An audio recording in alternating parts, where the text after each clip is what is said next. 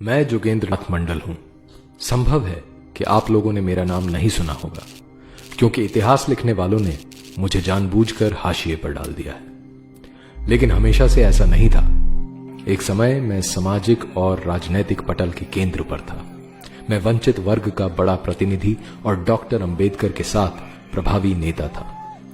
आपको आश्चर्य हो सकता है कि मैं बंटवारे के बाद पाकिस्तान का पहला कानून मंत्री बना था, लेकिन 1950 में मैं अपना इस्तीफा देकर भारत लौट आया और 1968 में गुमनामी में मर गया। मैं अपनी कहानी इसलिए नहीं सुना रहा हूं कि लोग मुझे याद करें। मैं ये बिल्कुल भी नहीं चाहता।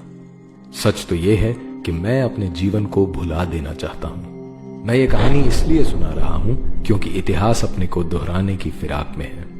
एक ऐसा भयावह और काला इतिहास जिसने भारत को नोच खाया। मैं उस इतिहास का एक महत्वपूर्ण हिस्सा हूं। मैं इस कहानी की शुरुआत 1940 से करता हूं, जब मुस्लिम लीग ने भारत को तोड़कर मुसलमानों के लिए पाकिस्तान की रेजोल्यूशन पास की।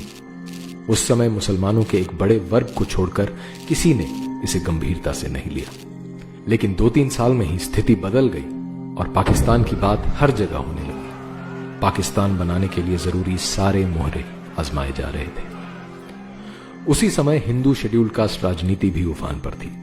1942 में डॉक्टर अंबेडकर ने शेड्यूल्ड कास्ट्स फेडरेशन बनाई।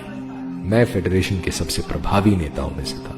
जहां डॉक्टर अंबेडकर हिंदुओं और मुसलमानों को अलग अलग जीवन धाराएं मानते थे और कहते थे कि इस्लाम की नजर से एक सच्चा मुसलमान कभी भी भारत को अपनी मातृभूमि और किसी हिंदू को अपना भाई बंधु नहीं मान सकता, मेरा दृष्टिकोण कुछ अलग था।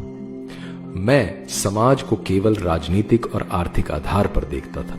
मैं मानता था कि क्योंकि अधिकतर शेड्यूल्ड कास्ट हिंदू जातियां और मुसलमान आर्थिक और शैक्षिक दृष्टि से पिछड़े हुए हैं, तो ये दोनों एक समान हैं। दोनों मिलकर एक राजनीतिक ताकत बन सकते हैं। शायद मेरी इसी सोच को जानकर उसका फायदा मुस्लिम लीग ने उठाया। 1943 में मुस्लिम लीग ने मेरी ओर हाथ बढ़ाया और मैंने अपने सारे एमएलएज के साथ लीग का समर्थन कर दिया।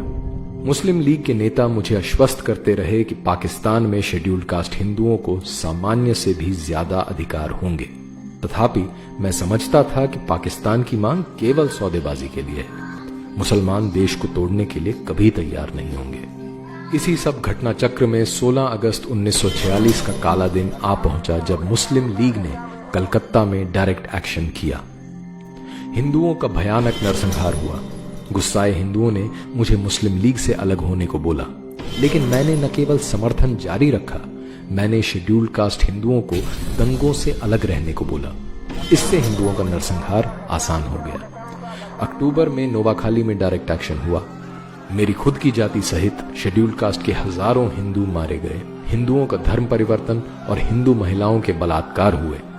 इतना ही नहीं, दंगों के बाद मुस्लिम लीग के खिलाफ आए अविश्वास प्रस्ताव को हराने के लिए मैंने समर्थन भी जुटाया।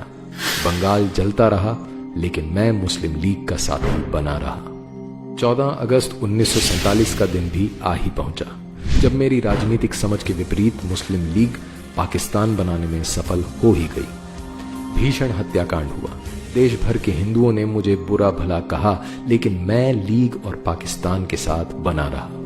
मुझे पाकिस्तान के कानून मंत्री का पद भी मिला। मैंने शेड्यूल्ड कास्ट हिंदुओं से पाकिस्तान में आस्था रखने की अपील की, जिसे मुझ पर विश्वास करके लोगों ने माना भी। लेकिन इसके बाद इस्लामिक पाकिस्तान का असली चेहरा सामने आया। सारे वादे ठुकरा दिए गए। हिंदुओं का नरसंहार शुरू हो गया।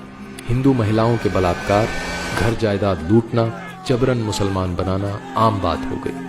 मैं हिंदुओं पर हो रहे अत्याचारों की बात उठाने लगा तो मुस्लिम नेता और उलेमा मुझे अपने रास्ते का कांटा समझने लगे। फिर भी मैं पाकिस्तान सरकार को बचाने के लिए झूठे और आधे सच वाले बयान देता रहा। चारों ओर हिंदू मारे जा रहे थे। हिंदू औरतों को पाकिस्तानी फौज और पुलिस रात में अपनी हवस का शिकार बनाती। सबसे बुरा हाल मेरी अपनी जाति का हो रहा था, क्योंकि उन्होंने मुझ पर विश्वास करके आत्मरक्षा का कोई उपाय नहीं किया था। मैं जब गांव के दौरों पर निकलता तो हिंदुओं के कंकालों को कुत्ते और गिद्ध नोचते नजर आते। सिर्फ 10 फरवरी 1950 को ही ढाका में 10,000 हिंदू इसलिए मार दिए गए क्योंकि असेंबली में कुछ हिंदू विधायकों ने वॉकआउट किया। वो सब मेरे सामने ही हुआ। मुझे समझ आ गया कि इस्लामिक पाकिस्तान में हिंदू काफिर जिम्मी से ज्यादा कुछ नहीं है। काश मुझे ये बात तब समझ आ जाती जब डॉक्टर अंबेडकर ने एकदम खुलकर और साफ शब्दों में कही थी।